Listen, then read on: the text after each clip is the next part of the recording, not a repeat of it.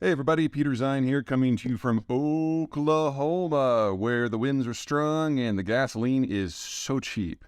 As I've been traveling around the country for work, I've been doing little bits like this on where I see these various parts of the country going and what they need to do better and what their strengths and weaknesses are.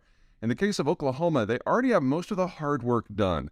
This is an agricultural state. This is a precision manufacturing state, and this is an energy state. So a lot of the sectors in which the United States already excels, Oklahoma is a leader, not just within the United States, but globally. But there are some opportunities that could take advantage of it. It does a little bit more.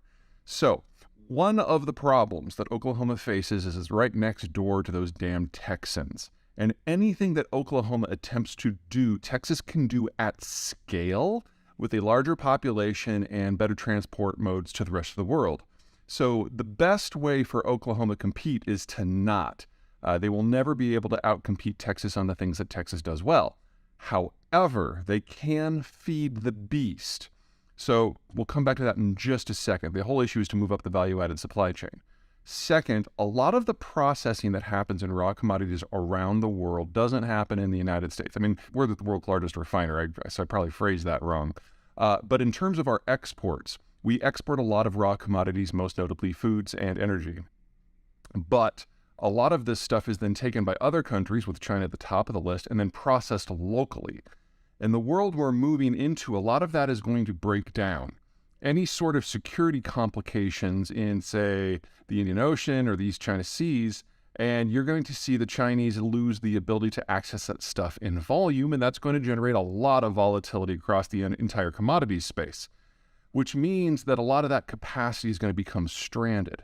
And if you're in a place like Oklahoma that exports a lot of the raw product, you're not going to have enough people in the outside world to process it anymore, so you might as well do it yourself. Now, Oklahoma already has a very robust and advanced refining industry, but you can take things a step beyond that. You can not just produce the methanol, you can start producing the plastics. You can produce some of the housewares that come from this sector. You can produce synthetic rubbers.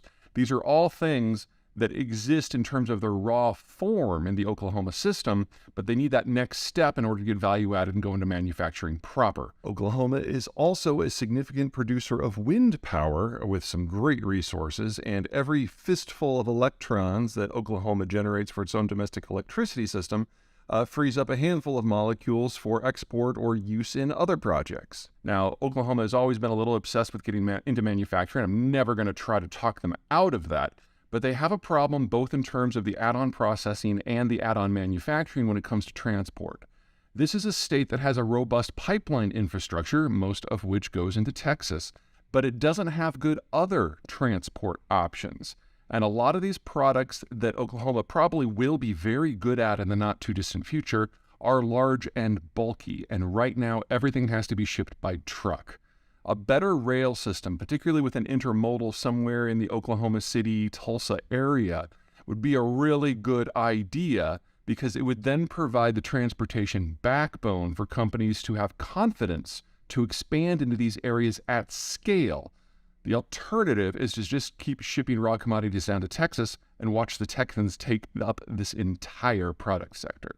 So, from my point of view, if all you have to do is build some rail lines, that's a really easy carry, and Oklahoma's future, even without that, looks pretty good. With that, it should be fantastic. All right, that's it for me. Take care.